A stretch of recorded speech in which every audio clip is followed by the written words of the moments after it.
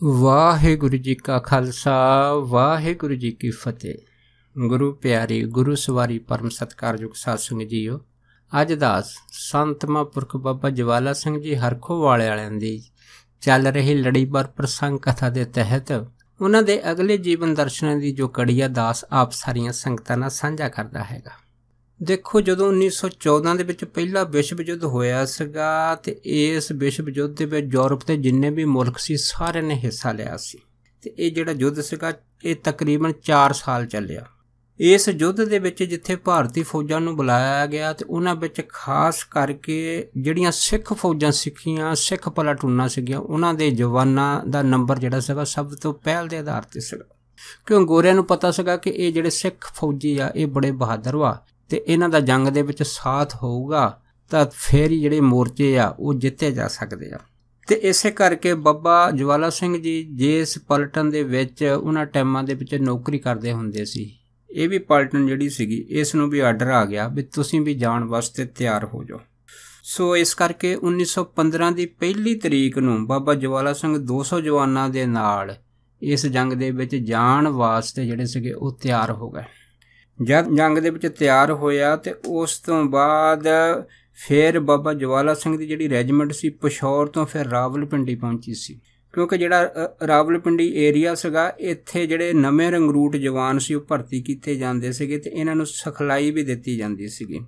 ਸੋ ਉਸ ਤੋਂ ਬਾਅਦ ਰਾਵਲਪਿੰਡੀ ਤੋਂ ਫਿਰ ਬੰਬਈ ਬੰਦਰਗਾਹ ਦੇ ਉੱਤੇ ਜਦੋਂ ਮਹਾਂਪੁਰਖਾਂ ਦਾ ਜਿਹੜਾ ਜਵਾਨਾਂ ਦਾ ਵੱਡਾ ਸਾਰਾ ਯੂਨਿਟ ਹੈ ਉਹ ਜਦ ਚੱਲਿਆ ਸੀਗਾ ਤੇ ਇੱਥੇ ਫਿਰ ਇਹ 5-6 ਦਿਨਾਂ ਦੇ ਵਿੱਚ ਫਿਰ ਬੰਬਈ ਬੰਦਰਗਾਹ 'ਚ ਪਹੁੰਚਿਆ ਸੀਗਾ। ਜਦ ਬੰਬਈ ਬੰਦਰਗਾਹ 'ਤੇ ਪਹੁੰਚਿਆ ਇੱਥੇ ਕੁਛ ਦਿਨ ਜਿਹੜਾ ਰਾਸ਼ਨ ਸੀਗਾ ਤੇ ਹੋਰ ਜਿੰਨਾ ਵੀ ਜਿਹੜਾ ਲੜਾਈ ਦਾ ਜੰਗੀ ਸਮਾਨ ਸੀਗਾ ਇਸ ਬੇੜੇ ਦੇ ਵਿੱਚ ਤਿਆਰ ਕੀਤਾ। ਉਸ ਤੋਂ ਬਾਅਦ ਇਹ ਬੇੜਾ ਜਿਹੜਾ ਸੀਗਾ ਇਹ ਜਿਹੜੀ ਮਾਰਸ਼ਲ ਬੰਦਰਗਾਹ ਸੀ ਉੱਥੇ ਪਹੁੰਚਿਆ ਸੀਗਾ। ਉੱਥੇ ਪਹੁੰਚਣ ਵਾਸਤੇ ਤਕਰੀਬਨ ਇਸ ਜੰਗੀ ਬੇੜੇ ਨੂੰ 20 ਦਿਨ ਲੱਗੇ ਸੀਗੇ।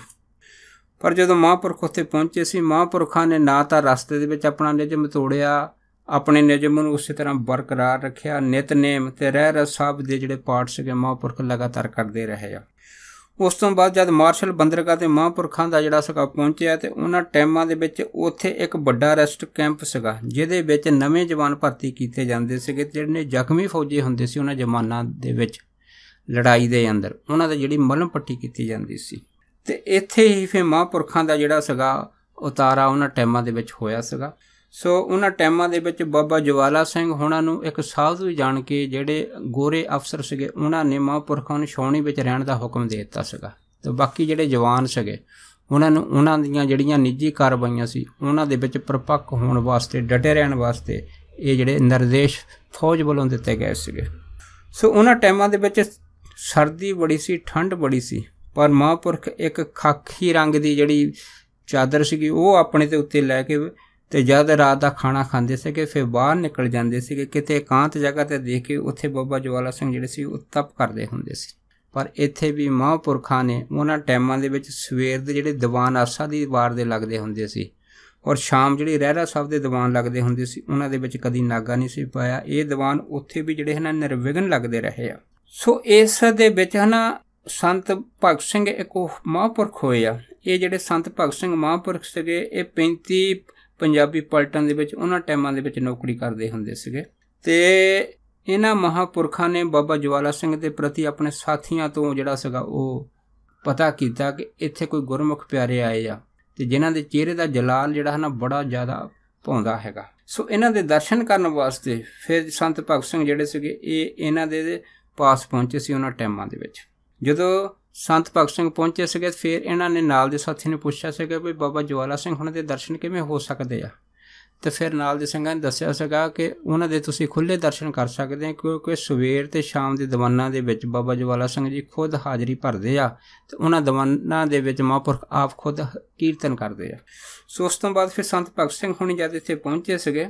ਤਾਂ ਬਸ ਫਿਰ ਕੀ ਸੀ, ਜਦ ਪਹੁੰਚੇ ਸੀ ਤਾਂ ਖੁੱਲ੍ਹੇ ਦੀਵਾਨਾਂ ਦੇ ਵਿੱਚ ਬਾਬਾ ਜਵਾਲਾ ਸਿੰਘ ਉਹਨਾਂ ਟਾਈਮਾਂ ਦੇ ਵਿੱਚ ਇੱਕ ਧਾਰਨਾ ਪੜ੍ਹੀ ਸੀ। ਉਹ ਧਾਰਨਾ ਇਹ ਸੀਗੀ ਜੋ ਲਰੇ ਦੀਨ ਕੇ ਹੇਤ ਸੂਰਾ ਸੋਈ ਸੂਰਾ ਸੋਈ। ਇਹ ਜਿਹੜੀ ਧਾਰਨਾ ਸੀ ਜਦ ਸੰਗਤ ਪਿੱਛੇ ਪੜ੍ਹਦੀ ਸੀ ਇੰਨਾ ਜੋਸ਼ ਆ ਜਾਂਦਾ ਸੀਗਾ ਕਿ ਕਈ ਸਿੱਖ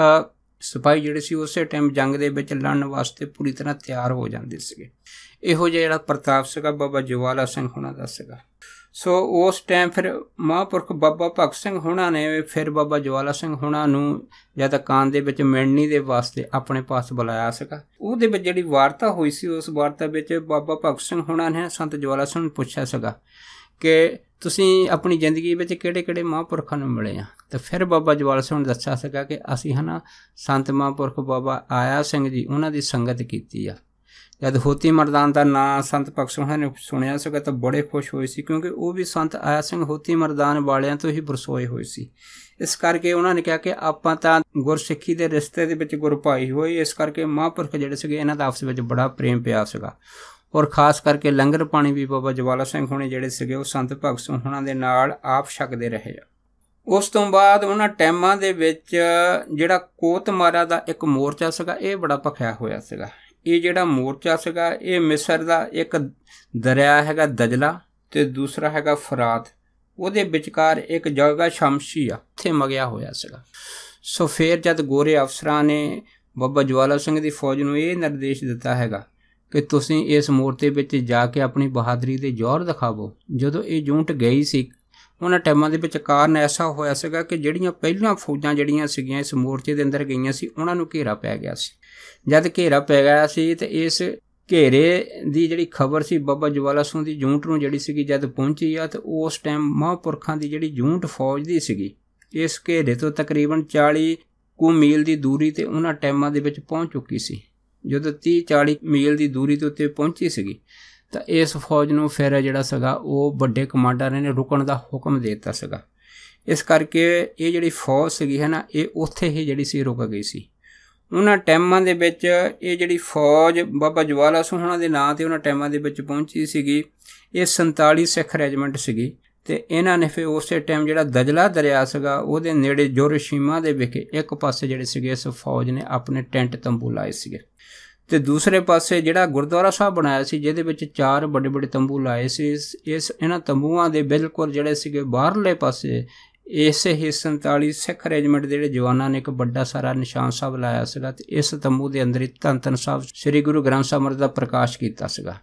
ਤਾਂ ਜੋ ਕਿਸੇ ਵੀ ਸਿੱਖ ਨੂੰ ਜਿਹੜੀ ਦੂਰੋਂ ਇਹ ਨਜ਼ਰ ਆ ਜਾਵੇ ਵੀ ਇੱਥੇ ਗੁਰਦੁਆਰਾ ਸਾਹਿਬ ਹੈਗਾ ਅਤੇ ਇੱਥੇ ਜਿਹੜੀ ਸਿੱਖ ਰੈਜੀਮੈਂਟ ਹੈਗੀ ਆ ਉਹ ਉੱਥੇ ਰੁਕੀ ਹੋਈ ਆ। ਇਸ ਕਰਕੇ ਵੱਡਾ ਨਿਸ਼ਾਨ ਸਾਹਿਬ ਜਦ ਝੂਲਦਾ ਸੀਗਾ ਤਾਂ ਦੂਰੋਂ ਦੂਰ ਅਗਰ ਕੋਈ ਵੀ ਜਿਹੜਾ ਫੌਜੀ ਜਾਂ ਜ਼ਖਮੀ ਹੋਇਆ ਕੋਈ ਵੀ ਪ੍ਰਾਣੀ ਆਉਂਦਾ ਸੀਗਾ ਤਾਂ ਉਹਨਾਂ ਨੂੰ ਪਤਾ ਸੀਗਾ ਕਿ ਅਗਰ ਅਸੀਂ ਇਸ ਨਿਸ਼ਾਨ ਸਾਹਿਬ ਦੇ ਪਾਸ ਪਹੁੰਚ ਜਾਈਏ ਅਤੇ ਇੱਥੇ ਸਾਨੂੰ ਰਹਿਣ ਵਾਸਤੇ ਜਗ੍ਹਾ ਮਿਲ ਸਕਦੀ ਜਾਂ ਲੰਗਰ ਪਾਣੀ ਮਿਲ ਸਕਦਾ ਹੈਗਾ ਤਾਂ ਸਾਡੇ ਜਿਹੜੇ ਸਾਰੇ ਇੰਤਜ਼ਾਮ ਹੈ ਇਸੇ ਹੀ ਇਲਾਕੇ ਦੇ ਵਿੱਚ ਹੋ ਸਕਦੇ ਆ। ਫਿਰ ਦੇਖੋ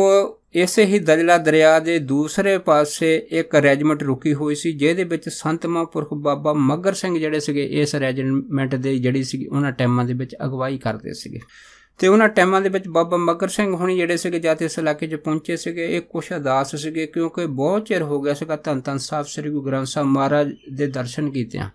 ਪਰ ਕਿਸੇ ਪ੍ਰੇਮੀਆਂ ਨੇ ਸੰਤ ਬਾਬਾ ਮੱਘਰ ਸਿੰਘ ਹੋਣਾ ਨੂੰ ਇਹ ਦੱਸਿਆ ਸੀਗਾ ਕਿ ਦਰਿਆ ਦੇ ਦੂਸਰੇ ਪਾਸੇ ਇੱਕ ਨਿਸ਼ਾਨ ਸਾਹਿਬ ਜਿਹੜਾ ਝੂਲਦਾ ਹੈਗਾ ਲੱਗਦਾ ਹੈਗਾ ਕਿ ਉੱਥੇ ਕੋਈ ਨਾ ਕੋਈ ਸਿੱਖ ਪਲਟੂਨ ਜਿਹੜੀ ਹੈ ਜ਼ਰੂਰ ਰੁਕੀ ਆ। ਜਦ ਇਹ ਖਬਰ ਸੰਤ ਮਹਾਂਪੁਰਖ ਬਾਬਾ ਮੱਘਰ ਸਿੰਘ ਨੂੰ ਸੁਣੀ ਸੀ ਅਤੇ ਅੱਖਾਂ ਦੇ ਵਿੱਚ ਚਮਕ ਆ ਗਈ ਸੀ। ਔਰ ਆਪ ਸਾਰੀਆਂ ਸੰਗਤਾਂ ਜਾਣਦੀਆਂ ਕਿ ਸੰਤ ਬਾਬਾ ਮੱਘਰ ਸਿੰਘ ਜਿਹੜੇ ਸੀਗੇ ਤਹਿਸੀਲ ਜਗਰਾਉਂ ਲੁਧਿਆਣਾ ਪਿੰਡ ਰਾਮਗੜ੍ਹ ਭੁੱਲਰ ਦੇ ਵਸਨੀਕ ਸੀਗੇ। ਜਦੋਂ ਇਹਨਾਂ ਨੂੰ ਪਤਾ ਲੱਗਾ ਤਾਂ ਇਹਨਾਂ ਦੇ ਇੱਕ ਮਿੱਤਰ ਜਿਨ੍ਹਾਂ ਦਾ ਨਾਂ ਸੀ ਸੰਤ ਨਿਰੰਜਨ ਸਿੰਘ ਜੀ ਮੋਹੀ ਵਾਲੇ ਉਹਨਾਂ ਟਾਈਮਾਂ ਦੇ ਵਿੱਚ ਬਾਬਾ ਮੱਘਰ ਸਿੰਘ ਦੀ ਫੌਜ ਦੇ ਵਿੱਚ ਹੈੱਡ ਕਲਰਕ ਹੁੰਦੇ ਸੀ ਅਤੇ ਬਾਬਾ ਮੱਘਰ ਸਿੰਘ ਹੋਣਾ ਦਾ ਸੰਤ ਨਿਰੰਜਨ ਸਿੰਘ ਹੋਣਾ ਦੇ ਨਾਲ ਬਹੁਤ ਪ੍ਰੇਮ ਪਿਆਰ ਹੁੰਦਾ ਸੀ। ਅਤੇ ਸੰਤ ਨਿਰੰਜਨ ਸਿੰਘ ਹੋਣਾ ਨੇ ਜਦੋਂ ਦੂਸਰੇ ਪਾਸੇ ਝੂਲ ਦੇ ਨਿਸ਼ਾਨ ਸਾਹਿਬ ਦੀ ਖਬਰ ਬਾਬਾ ਮੱਘਰ ਸਿੰਘ ਨੂੰ ਦਿੱਤੀ ਸੀ ਅਤੇ ਫਿਰ ਬਾਬਾ ਮੱਘਰ ਸਿੰਘ ਨੇ ਕਿਹਾ ਸੀ ਕਿ ਅੱਜ ਹੀ ਜਾ ਕੇ ਮੈਂ ਜ਼ਰੂਰ ਦਰਸ਼ਨ ਕਰਨੇ ਕਿਉਂਕਿ ਜਿੱਥੇ ਨਿਸ਼ਾਨ ਸਾਹਿਬ ਹੋਊਗਾ ਉੱਥੇ ਧੰਨ ਗੁਰੂ ਗ੍ਰੰਥ ਸਾਹਿਬ ਮਹਾਰਾਜ ਦਾ ਪ੍ਰਕਾਸ਼ ਜ਼ਰੂਰ ਹੋਊਗਾ। ਫਿਰ ਉਹਨਾਂ ਟਾਈਮਾਂ ਦੇ ਵਿੱਚ ਜਦ 8 ਵਜੇ ਜਿੰਨੇ ਵੀ ਜਵਾਨ ਫੌਜ ਦੇ ਹੁੰਦੇ ਸੀ ਬਾਬਾ ਮੱਘਰ ਸਿੰਘ ਹੋਣਾ ਦੀ ਉਹਨਾਂ ਦੀ ਗਿਣਤੀ ਹੋਈ ਆ। ਉਸ ਤੋਂ ਬਾਅਦ ਜਦ 9 ਵਜੇ ਆ ਅਤੇ ਸਾਰੇ ਜਿਹੜੇ ਜਵਾਨ ਸੀਗੇ ਆਪੋ ਆਪਣੇ ਥਾਵਾਂ 'ਤੇ ਲੇਟ ਗਏ ਆ ਅਤੇ ਫਿਰ ਸੰਤ ਬਾਬਾ ਮੱਘਰ ਹੋਣਾ ਨੇ ਸੰਤ ਨਿਰੰਜਨ ਸਿੰਘ ਨੂੰ ਕਿਹਾ ਹੈਗਾ ਕਿ ਦੇਖੋ ਅੱਜ ਚਾਂਦੀ ਚਾਨਣੀ ਹੈਗੀ ਆ ਅਤੇ ਮੈਂ ਉਸ ਨਿਸ਼ਾਨ ਸਾਹਿਬ ਦੇ ਪਾਸ ਜ਼ਰੂਰ ਪਹੁੰਚਣਾ ਹੈਗਾ ਅਤੇ ਧੰਨ ਧੰਨ ਸਾਹਿਬ ਸ੍ਰੀ ਗੁਰੂ ਗ੍ਰੰਥ ਸਾਹਿਬ ਮਹਾਰਾਜ ਦੇ ਦਰਸ਼ਨ ਕਰਨੇ ਆ। ਫਿਰ ਜਦ ਚਾਂਦੀ ਚਾਨਣੀ ਦੇ ਵਿੱਚ 9 ਵਜੇ ਸੰਤ ਬਾਬਾ ਮੱਘਰ ਸਿੰਘ ਜੀ ਅਤੇ ਸੰਤ ਨਿਰੰਜਨ ਸਿੰਘ ਜੀ ਦੇ ਇਕੱਠੇ ਤੁਰੇ ਸੀ ਤੇ ਉਹਨਾਂ ਟਾਈਮਾਂ ਦੇ ਵਿੱਚ ਜਦ ਦਜਲਾ ਦਰਿਆ ਦੇ ਦੂਸਰੇ ਪਾਸੇ ਪਹੁੰਚੇ ਸੀ ਜਾਂ ਕੰਢੇ 'ਤੇ ਪਹੁੰਚੇ ਤੇ ਕੀ ਦੇਖ ਲਿਆ, ਜਿਹੜਾ ਦਜਲਾ ਦਰਿਆ ਦਾ ਪਾਣੀ ਸੀਗਾ ਉਹਦਾ ਵੇਗ ਬੜਾ ਤੇਜ਼ ਸੀਗਾ, ਪਾਣੀ ਆਪਣੀ ਰਫ਼ਤਾਰ ਨਾਲ ਬਹਿ ਰਿਹਾ ਸੀ। ਪਰ ਉਸ ਟਾਈਮ ਸੰਤ ਬਾਬਾ ਮੱਘਰ ਸਿੰਘ ਹੋਣਾ ਨੇ ਅਰਦਾਸ ਬੇਨਤੀ ਕੀਤੀ ਤੇ ਸੰਤ ਨਿਰੰਜਨ ਸਿੰਘ ਨੂੰ ਕਿਹਾ ਕਿ ਤੁਸੀਂ ਇਸ ਤਰ੍ਹਾਂ ਕਰੋ, ਪਿੱਛੇ ਮੁੜ ਜਾਓ ਔਰ ਮੈਂ ਦਰਸ਼ਨ ਕਰਕੇ ਵਾਪਸ ਸਵੇਰੇ 4 ਵਜੇ ਆਪ ਜੀ ਦੇ ਪਾਸ ਪਹੁੰਚ ਜਾਊਂਗਾ।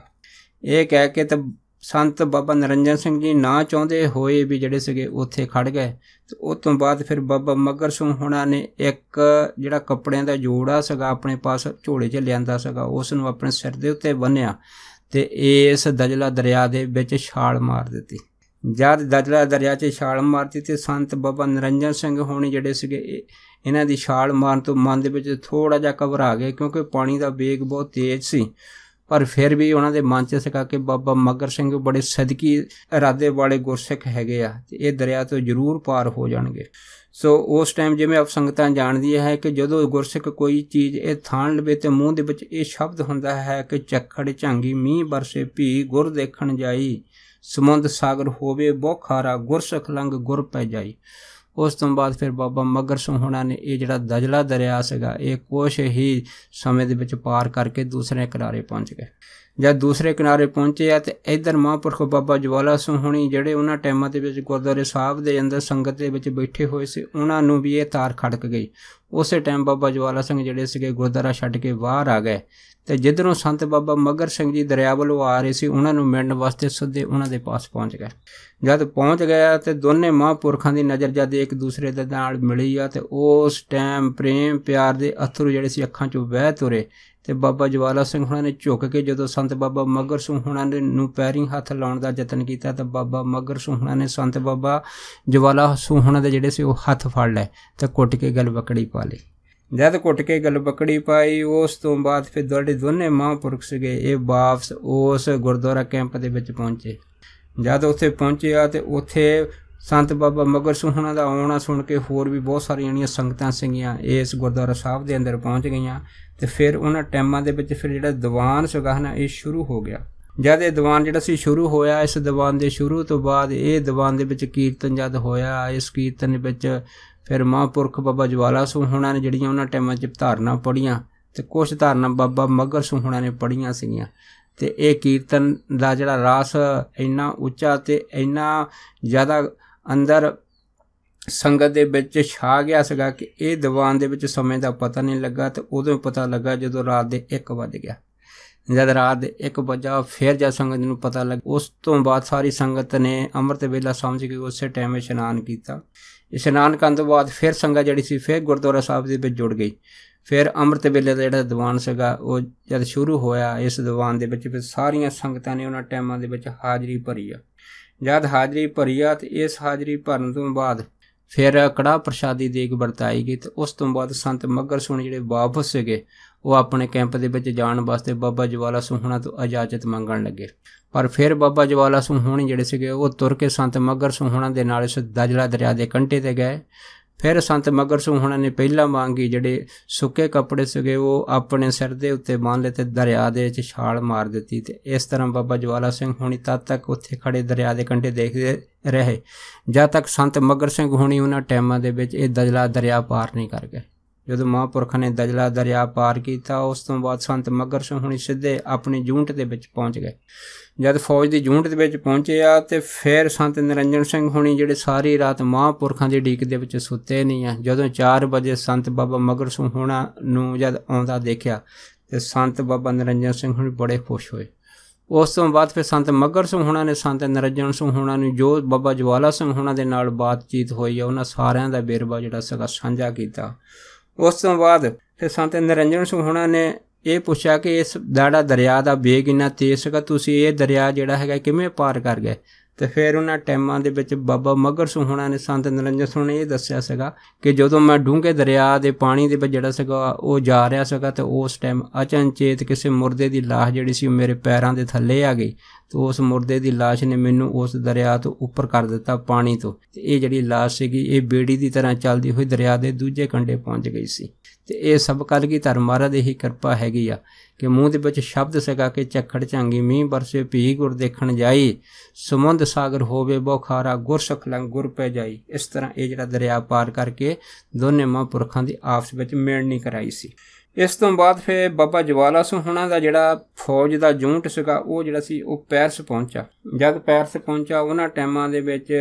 ਜਦ ਬਾਬਾ ਜਵਾਲਾ ਸਿੰਘ ਪੈਰਿਸ ਦੇ ਵੱਡੇ ਸ਼ਹਿਰ ਦੇ ਵਿੱਚ ਬਾਹਰ ਨਿਕਲੇ ਤਾਂ ਬਾਬਾ ਜੀ ਨੇ ਕੀ ਦੇਖਿਆ ਕਿ ਇੱਥੇ ਜਿਹੜੇ ਆਦਮੀ ਸੀਗੇ ਉਹ ਦੇਵਤਿਆਂ ਦੀ ਤਰ੍ਹਾਂ ਨਜ਼ਰ ਆ ਰਹੇ ਸੀ ਤੇ ਜਿਹੜੀਆਂ ਜਨਾਨੀਆਂ ਸੀਗੀਆਂ ਉਹ ਪੱਛਰਾਂ ਦੀ ਤਰ੍ਹਾਂ ਨਜ਼ਰ ਆ ਰਹੀਆਂ ਸੀ। ਪਰ ਮਹਾਂਪੁਰਖਾਂ ਨੇ ਇੱਕ ਜਿਹੜੀ ਸੀ ਹਲਕੀ ਝਾਤੀ ਮਾਰ ਕੇ ਆਪ ਮਹਾਂਪੁਰਖ ਜਿਹੜੇ ਸੀਗੇ ਇੱਕ ਐਸੇ ਸਥਾਨ ਦੇ ਵਿੱਚ ਚਲੇ ਗਏ ਜਿੱਥੇ ਬੈਠ ਕੇ ਮਹਾਂਪੁਰਖਾਂ ਨੇ ਆਪਣਾ ਜਿਹੜੀ ਭਜਨ ਬੰਦਗੀ ਸੀਗੀ ਉਸ ਨੂੰ ਆਰੰਭ ਕਰਨਾ ਸ਼ੁਰੂ ਕਰ ਦਿੱਤਾ। ਜਦ ਭਜਨ ਬੰਦਗੀ ਮਹਾਂਪੁਰਖਾਂ ਨੇ ਕਰਨੀ ਸ਼ੁਰੂ ਕੀਤੀ ਤੇ ਇੱਥੇ ਹੀ ਇੱਕ ਸੰਤ ਮੇਹਰ ਸਿੰਘ ਜੀ ਹੋਏ ਆ ਜਿਹੜੇ ਨਿਜਰਾ ਜ਼ਿਲ੍ਹਾ ਜਲੰਧਰ ਦੇ ਰਹਿਣ ਵਾਲੇ ਸੀ। ਜਦ ਉਹਨਾਂ ਨੂੰ ਬਾਬਾ ਜਵਾਲਾ ਸਿੰਘ ਹੁਣਾਂ ਦਾ ਇੱਥੇ ਪਤਾ ਲੱਗਾ ਤੇ ਉਹਨਾਂ ਦੇ ਮਨ ਦੇ ਵਿੱਚ ਬੜੀ ਖੁਸ਼ੀ ਹੋਈ ਸੀ, ਕਿਉਂਕਿ ਸੰਤ ਮੇਹਰ ਸਿੰਘ ਜਿਹੜੇ ਸੀਗੇ ਇਹ ਉਹਨਾਂ ਟਾਈਮਾਂ ਦੇ ਵਿੱਚ ਯੋਗਾ ਅਭਿਆਸ ਦੇ ਵਿੱਚ ਬੜੇ ਮਾਹਰ ਸੀਗੇ ਤੇ ਇਹਨਾਂ ਨੇ ਫਿਰ ਜਾ ਕੇ ਜਦੋਂ ਫਿਰ ਸੰਤ ਬਾਬਾ ਜਵਾਲਾ ਸਿੰਘ ਦੇ ਦਰਸ਼ਨ ਕੀਤੇ, ਦਰਸ਼ਨ ਕਰਦਿਆਂ ਸਾਰੀ ਜਿਹੜੀ ਸੀਗੀ ਇਹਨਾਂ ਦੇ ਅੰਦਰ ਖੁਸ਼ੀ ਦੀ ਕੋਈ ਹੱਦ ਨਹੀਂ ਰਹੀ। ਉਸ ਤੋਂ ਬਾਅਦ ਮਹਾਂਪੁਰਖਾਂ ਨੇ ਆਪਸ ਵਿੱਚ ਮਿਲਣੀ ਦੇ ਟਾਈਮ ਜਦ ਇਹ ਪੁੱਛਿਆ ਸੀਗਾ ਕਿ ਤੁਸੀਂ ਕਿਹਨਾਂ ਮਹਾਂਪੁਰਖਾਂ ਦੇ ਦਰਸ਼ਨ ਕੀਤੇ ਆ, ਤੇ ਫਿਰ ਬਾਬਾ ਜਵਾਲਾ ਸਿੰਘ ਦੱਸਿਆ ਸੀਗਾ ਕਿ ਮੇਰੇ ਜਿਹੜੇ ਨਾਨਕੇ ਹੈਗੇ ਆ, ਮੇਰਾ ਜਿਹੜਾ ਪਿੰਡ ਹੈਗਾ ਹੈ ਉਹ ਮੇਰਾ ਪਿੰਡ ਹੋਤੀ ਮਰਦਾਨ। ਜਦ ਇੰਨੀ ਗੱਲ ਹੋਈ ਸੀ ਤਾਂ ਫਿਰ ਸੰਤ ਮੇਹਰ ਸਿੰਘ ਉਹਨਾਂ ਨੇ ਦੱਸਿਆ ਸੀਗਾ ਕਿ ਫੇਰ ਤਾਂ ਆਪਾਂ ਰਿਸ਼ਤੇ ਦੇ ਵਿੱਚ ਗੁਰ ਭਾਈ ਹੋਏ, ਕਿਉਂਕਿ ਮੇਰਾ ਵੀ ਪਿੰਡ ਹੋਤੀ ਮਰਦਾਨ ਤੇ ਮੈਂ ਵੀ ਸੰਤ ਬਾਬਾ ਆਇਆ ਸਿੰਘ ਹੁਣਾਂ ਤੋਂ ਹੀ ਜਿਹੜੀ ਆ ਉਹ ਦੀਕਸ਼ਾ ਲਈ ਆ। ਸੋ ਇਸ ਤੋਂ ਬਾਅਦ ਫਿਰ ਮਹਾਂਪੁਰਖਾਂ ਦਾ ਜਿਹੜਾ ਪ੍ਰੇਮ ਸੀ ਆਪਸ ਵਿੱਚ ਬਹੁਤ ਵਧਿਆ ਤੇ ਇਸ ਪ੍ਰੇਮ ਦੇ ਵਧਣ ਕਰਕੇ ਸੰਤ ਮੇਹਰ ਸਿੰਘ ਜਿਹੜੇ ਸੀਗੇ ਯੋਗਾ ਅਭਿਆਸ ਦੇ ਵਿੱਚ ਬੜੇ ਨਿਪੁੰਨ ਸੀਗੇ ਤੇ ਉਹਨਾਂ ਨਾਲ ਬੈਠ ਕੇ ਫਿਰ ਬਾਬਾ ਜਵਾਲਾ ਸਿੰਘ ਹੁਣਾਂ ਨੇ ਜਿਹੜਾ ਸੀਗਾ ਉਹਨਾਂ ਟਾਈਮਾਂ ਦੇ ਵਿੱਚ ਯੋਗਾ ਅਭਿਆਸ ਕੀਤਾ ਸੀਗਾ। ਇਸ ਯੋਗ ਅਭਿਆਸ ਦੇ ਵਿੱਚ ਕਈ ਘੰਟੇ ਬਾਬਾ ਜਵਾਲਾ ਸਿੰਘ ਜਿਹੜੇ ਸੀ ਉਹ ਬੈਠੇ ਰਹਿੰਦੇ ਸੀਗੇ ਤੇ ਇਸ ਤਰ੍ਹਾਂ ਦੋਨੇ ਮਹਾਂਪੁਰਖ ਇਕੱਠੇ ਜਦ ਬਹਿੰਦੇ ਸੀਗੇ ਤੇ ਇਸ ਤਰ੍ਹਾਂ ਇਸ ਯੋਗਾ ਅਭਿਆਸ ਨੂੰ ਕਰਦੇ ਹੋਏ ਬਹੁਤ ਉੱਚੀਆਂ ਆਤਮਿਕ ਅਡਾਰੀਆਂ ਦੇ ਵਿੱਚ ਪਹੁੰਚ ਗਏ ਸੀ। ਇੱਥੇ ਬਾਬਾ ਜਵਾਲਾ ਸਿੰਘ ਹੁਣਾਂ ਨੇ ਸੰਤ ਮੇਹਰ ਸਿੰਘ ਹੁਣਾਂ ਦੇ ਨਾਲ ਇਹ ਜਿਹੜਾ ਯੋਗਾ ਅਭਿਆਸ ਸੀ ਤਕਰੀਬਨ 10 ਕੁ ਮਹੀਨੇ ਸਾਂਝਾ ਇਕੱਠਾ ਕੀਤਾ ਸੀ। ਉਸ ਤੋਂ ਬਾਅਦ ਜਦ ਇੱਕ ਵਾਰ ਬਾਬਾ ਜਵਾਲਾ ਸਿੰਘ ਹੁਣਾਂ ਨੇ ਜਾਣੀ ਸਾਰੇ ਆਪਣੇ ਨਾਲ ਦੇ ਸੰਗੀ ਸਾਥੀ ਨੂੰ ਇਹ ਕਿਹਾ ਸੀਗਾ ਕਿ ਇਹ ਜੰਗ ਜਿਹੜੀ ਆ ਖਤਮ ਨਹੀਂ ਹੁੰਦੀ, ਇਸ ਕਰਕੇ ਇਸ ਜੰਗ ਨੂੰ ਫਤਿਹ ਕਰਨ ਵਾਸਤੇ ਸਾਨੂੰ ਧੰਨ ਧੰਨ ਸਾਹਿਬ ਸ੍ਰੀ ਗੁਰੂ ਗ੍ਰੰਥ ਸਾਹਿਬ ਮਹਾਰਾਜ ਦਾ ਅਖੰਡ ਪਾਠ ਕਰਾਉਣਾ ਚਾਹੀਦਾ ਹੈਗਾ। ਉਸ ਤੋਂ ਬਾਅਦ ਜਦੋਂ ਸਾਰੀ ਸੰਗਤ ਨੇ ਜਕਾਰਿਆਂ ਦੇ ਨਾਲ ਇਹ ਰਾਏ ਦਿੱਤੀ ਸੀ ਤਾਂ ਉਸ ਤੋਂ ਬਾਅਦ ਫਿਰ ਬਾਬਾ ਜਵਾਲਾ ਸਿੰਘ ਹੁਣਾਂ ਨੇ ਇੱਥੇ ਹੀ ਧੰਨ ਧੰਨ ਸਾਹਿਬ ਗੁਰੂ ਗ੍ਰੰਥ ਸਾਹਿਬ ਮਹਾਰਾਜ ਦਾ ਇੱਕ ਅਖੰਡ ਪਾਠ ਸ਼ੁਰੂ ਕਰਾਤਾ। ਜਦ ਇਹ ਅਖੰਡ ਪਾਠ ਸ਼ੁਰੂ ਹੋਇਆ ਉਸ ਤੋਂ ਬਾਅਦ ਜਦ ਸ਼ਾਮ ਹੋਈ ਉਸ ਤੋਂ ਬਾਅਦ ਜਦ ਮਹਾਂਪੁਰਖਾਂ ਨੇ ਇੱਥੇ ਲੈਂਪ ਜਗਾਈ ਅਖੰਡ ਪਾਠ ਦੇ ਪਾਠ ਨੂੰ ਜਾਰੀ ਰੱਖਣ ਵਾਸਤੇ,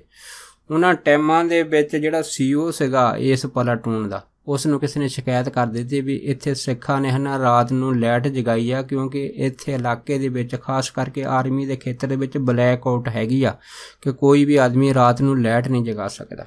ਇਸ ਕਰਕੇ CEO ਨੇ ਜਾਣੀ ਇਹ ਜਿਹੜੀ ਖਬਰ ਸੀ ਆਪਣੇ ਵੱਡੇ ਅਫਸਰ ਲੈਫਟੀਨੈਂਟ ਜਨਰਲ ਨੂੰ ਦੇ ਦਿੱਤੀ ਹੈ ਤੇ ਫਿਰ ਉਹ ਜਿਹੜਾ ਲੈਫਟੀਨੈਂਟ ਜਨਰਲ ਸੀ ਉਹਨੇ ਖਾਸ ਹਦਾਇਤ ਦਿੱਤੀ ਵੀ ਚਾਹੇ ਕੋਈ ਵੀ ਹੋਵੇ ਇੱਥੇ ਕੋਈ ਵੀ ਆਦਮੀ ਜਿਹੜਾ ਉਹ ਰਾਤ ਨੂੰ ਲਾਈਟ ਨਹੀਂ ਜਗਾ ਸਕਦਾ, ਕਿਉਂਕਿ ਲਾਈਟ ਜਗਾਉਣ ਦਾ ਮਤਲਬ ਹੀ ਆ ਕਿ ਇਸ ਕੈਂਪ ਦੇ ਅੰਦਰ ਫੌਜ ਦੇ ਉੱਤੇ ਖਤਰਾ ਹੈਗਾ। ਜਦ ਇਸ ਤਰ੍ਹਾਂ ਜਿਹੜੇ ਸੀ ਇਹ ਹੁਕਮ ਆਏ ਸੀ ਉਸ ਤੋਂ ਬਾਅਦ ਫਿਰ ਬਾਬਾ ਜਵਾਲਾ ਸਿੰਘ ਹੁਣਾਂ ਨੂੰ ਜਦ ਪਤਾ ਲੱਗਾ ਸੀ ਤਾਂ ਮਹਾਂਪੁਰਖਾਂ ਨੇ ਸੰਗਤ ਨੂੰ ਆਖਿਆ ਸੀਗਾ ਕਿ ਲਾਈਟ ਤੋਂ ਬਗੈਰ ਅਖੰਡ ਪਾਠ ਸਾਹਿਬ ਦਾ ਪਾਠ ਉਹ ਕਿਵੇਂ ਪੜ੍ਹਿਆ ਜਾ ਸਕਦਾ, ਇਸ ਕਰਕੇ ਇੱਥੇ ਅਖੰਡ ਪਾਠ ਸਾਹਿਬ ਦੇ ਉੱਤੇ ਲਾਈਟ ਦਾ ਹੋਣਾ ਬੜਾ ਜ਼ਰੂਰੀ ਹੈ। ਪਰ ਜਦੋਂ ਮਹਾਂਪੁਰਖਾਂ ਨੇ ਲਾਈਟ ਜਿਹੜੀ ਸੀ ਅਖੰਡ ਪਾਠ ਦੇ ਟਾਈਮ ਬੰਦ ਨਹੀਂ ਕੀਤੀ, ਫਿਰ ਉਸ ਟਾਈਮ ਇੱਕ ਲੈਫਟੀਨੈਂਟ ਜਿਹੜਾ ਜਨਰਲ ਸੀਗਾ ਆਪਣੇ ਸਟਾਫ ਦੇ ਨਾਲ ਮਹਾਂਪੁਰਖਾਂ ਦੇ ਉਸ ਸਥਾਨ 'ਤੇ ਪਹੁੰਚਿਆ ਜਿੱਥੇ ਅਖੰਡ ਪਾਠ ਚੱਲ ਰਿਹਾ ਸੀਗਾ। ਜਦ ਉਹ ਜਿਹੜਾ ਜਨਰਲ ਪਹੁੰਚਿਆ ਸੀਗਾ ਪਹਿਲਾਂ ਬੜੇ ਗੁੱਸੇ ਸੀਗਾ, ਜਦ ਉਹ ਆਇਆ ਤੇ ਉਹਨੇ ਜਦ ਲਾਈਟ ਜਲਦੀ ਦੇਖੀ ਤਾਂ ਕੀ ਦੇਖਿਆ ਉੱਥੇ ਸਿੰਘ ਜਿਹੜੇ ਤਾਬਿਆਂ 'ਤੇ ਬੈਠੇ ਪਾਠ ਕਰ ਰਹੇ ਤੇ ਬਹੁਤ ਸਾਰੇ ਜਿਹੜੇ ਸਿੰਘ ਬੈਠ ਕੇ ਪਾਠ ਸੁਣ ਰਹੇ ਆ। ਫਿਰ ਉਹਨੇ ਆ ਕੇ ਜਦ ਇਹ ਲਾਈਟ ਬੰਦ ਦਾ ਹੁਕਮ ਦਿੱਤਾ ਸੀ ਫਿਰ ਬਾਬਾ ਜਵਾਲਾ ਸਿੰਘ ਹੁਣਾਂ ਨੇ ਉਸ ਨੂੰ ਬੜੇ ਪ੍ਰੇਮ ਦੇ ਨਾਲ ਆਖਿਆ ਸੀਗਾ ਕਿ ਤੁਸੀਂ ਇਸ ਗੱਲ ਦਾ ਫਿਕਰ ਨਾ ਕਰੋ, ਫਿਕਰ ਇਸ ਗੱਲ ਦਾ ਕਰੋ ਕਿ ਇਹ ਜਿਹੜੀ ਜੰਗ ਹੈਗੀ ਆ ਇਸ ਨੂੰ ਤੁਸੀਂ ਫਤਿਹ ਕਰਨਾ ਹੈਗਾ ਤੇ ਅਸੀਂ ਜੰਗ ਨੂੰ ਫਤਿਹ ਕਰਾਉਣ ਵਾਸਤੇ ਹੀ ਧੰਨ ਧੰਨ ਸਾਹਿਬ ਸ੍ਰੀ ਗੁਰੂ ਗ੍ਰੰਥ ਸਾਹਿਬ ਮਹਾਰਾਜ ਦੀ ਬਾਣੀ ਦਾ ਓਟ ਆਸਰਾ ਲੈਂਦਿਆਂ ਹੋਇਆਂ ਅਖੰਡ ਪਾਠ ਸਾਹਿਬ ਰੱਖਿਆ ਹੈਗਾ। ਜਦ ਮਹਾਂਪੁਰਖਾਂ ਨੇ ਬੜੇ ਪ੍ਰੇਮ ਦੇ ਨਾਲ ਆਪਣਾ ਜਿਹੜਾ ਮੇਨ ਕਮਾਂਡਰ ਸੀਗਾ ਫੌਜ ਦਾ ਉਸ ਨੂੰ ਇਹ ਗੱਲ ਦੱਸੀ ਸੀ ਤੇ ਨਾਲ ਉਹਨੂੰ ਇਹ ਵੀ ਦੱਸਿਆ ਸੀਗਾ ਕਿ ਅਸੀਂ ਇਹ ਅਰਦਾਸ ਕੀਤੀ ਆ ਵੀ ਇਹ ਜੰਗ ਵੀ ਫਤਿਹ ਹੋਵੇ ਤੇ ਕਿਸੇ ਦਾ ਕੋਈ ਨੁਕਸਾਨ ਵੀ ਨਾ ਹੋਵੇ। ਜਦ ਇਸ ਤਰ੍ਹਾਂ ਦੀ ਜਿਹੜੀ ਸੀ ਇਹ ਗੱਲਬਾਤ ਬਾਬਾ ਜਵਾਲਾ ਸਿੰਘ ਨੇ ਕਮਾਂਡਰ ਨਾਲ ਕੀਤੀ ਸੀ, ਜਿਹੜਾ ਕਮਾਂਡਰ ਸੀਗਾ ਬਾਬਾ ਜਵਾਲਾ ਸਿੰਘ ਦਾ ਚਿਹਰਾ ਦੇਖ ਕੇ ਤੇ ਗੱਲਬਾਤ ਸੁਣ ਕੇ ਇੰਨਾ ਤੇ ਪ੍ਰਸੰਨ ਹੋਇਆ ਸੀਗਾ ਤਾਂ ਫਿਰ ਵੀ ਉਹਨੇ ਬਾਬਾ ਜਵਾਲਾ ਸਿੰਘ ਨੂੰ ਕਿਹਾ ਸੀਗਾ ਕਿ ਆਪ ਦੀ ਗੱਲ ਬਿਲਕੁਲ ਦਰੁਸਤ ਹੈਗੀ। ਅਸੀਂ ਜਾਣਦੇ ਹਾਂ ਕਿ ਜਿਹੜੇ ਸਿੱਖ ਹੈਗੇ ਆ ਉਹ ਆਪਣੇ ਕਰਮ ਧਰਮ ਦੇ ਵਿੱਚ ਕਿਰਿਆ ਦੇ ਵਿੱਚ ਪੂਰੀ ਤਰ੍ਹਾਂ ਸਤਪੁਰਖ ਹੁੰਦੇ ਆ, पर सानू तां जंग फतेह होनी चाहिदी आ ते वो भी जिहड़ी आ वो बिल्कुल शांतिपूर्वक। जद इस तरह ਜਿਹੜੇ ਵਿਚਾਰ ਉਸਨੇ ਬਾਬਾ ਜਵਾਲਾ ਸਿੰਘ ਨੂੰ ਕਹੇ ਸੀ, ਫਿਰ ਬਾਬਾ ਜਵਾਲਾ ਸਿੰਘ ਨੂੰ ਕਿਹਾ ਸੀ ਕਿ ਤੁਸੀਂ ਕਿਸੇ ਤਰ੍ਹਾਂ ਦਾ ਕੋਈ ਫਿਕਰ ਨਾ ਕਰੋ ਤੇ ਇਹ ਜੰਗ ਜਿਹੜੀ ਆ ਇਹ ਹਰ ਹਾਲਤ ਦੇ ਵਿੱਚ ਫਤਿਹ ਹੋਊਗੀ। ਜਦ ਇਸ ਤਰ੍ਹਾਂ ਬਾਬਾ ਜਵਾਲਾ ਸਿੰਘ ਨੇ ਹੌਸਲਾ ਦਿੱਤਾ, ਫਿਰ ਉਹ ਜਿਹੜਾ ਜਰਨਲ ਸੀਗਾ ਨਾ ਕਮਾਂਡਰ, ਉਹ ਬੜਾ ਪ੍ਰਸੰਨ ਹੋਇਆ ਸੀਗਾ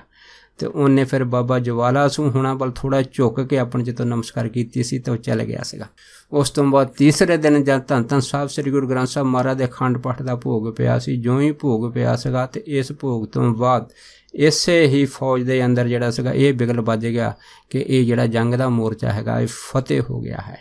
ਤੇ ਜਦ ਭੋਗ ਦੇ ਟਾਈਮ ਜੰਗ ਦਾ ਮੋਰਚਾ ਫਤਿਹ ਹੋ ਗਿਆ ਸੀਗਾ ਹੈ ਨਾ, ਤੇ ਉਸ ਟਾਈਮ ਜਿਹੜੇ ਕਮਾਂਡਰ ਗੋਰੇ ਸੀ ਫੌਜ ਦੇ, ਉਹ ਮਹਾਂਪੁਰਖਾਂ ਦੇ ਇਸ ਬਚਨ ਨੂੰ ਬਾਰ-ਬਾਰ ਯਾਦ ਕਰਕੇ ਬੜੇ ਪ੍ਰਸੰਨ ਹੋ ਰਹੇ ਸੀ ਕਿ ਕਿਵੇਂ ਸਿੱਖਾਂ ਦਾ ਜਿਹੜਾ ਧੰਨ ਧੰਨ ਸਾਹਿਬ ਸ੍ਰੀ ਗੁਰੂ ਗ੍ਰੰਥ ਸਾਹਿਬ ਹੈ ਉਹਦਾ ਸੰਪੂਰਨ ਭੋਗ ਪਿਆ ਤੇ ਇਹ ਜੰਗ ਜਿਹੜਾ ਹੈਗਾ ਇਹ ਫਤਿਹ ਹੋ ਗਿਆ ਔਰ ਇਹ ਜੰਗ ਬਿਨਾਂ ਕਿਸੇ ਨੁਕਸਾਨ ਦੇ ਫਤਿਹ ਹੋਇਆ ਹੈ। ਇਹ ਐਸੀ ਜਾਰੀ ਕਰਾਮਾਤ ਦੇਖ ਕੇ ਬਾਬਾ ਜਵਾਲਾ ਸਿੰਘ ਦੇ ਫੌਜ ਦੇ ਗੋਰੇ ਕਮਾਂਡਰ ਜਿਹੜੇ ਸੀਗੇ ਦੰਗ ਰਹਿ ਗਏ ਸੀਗੇ।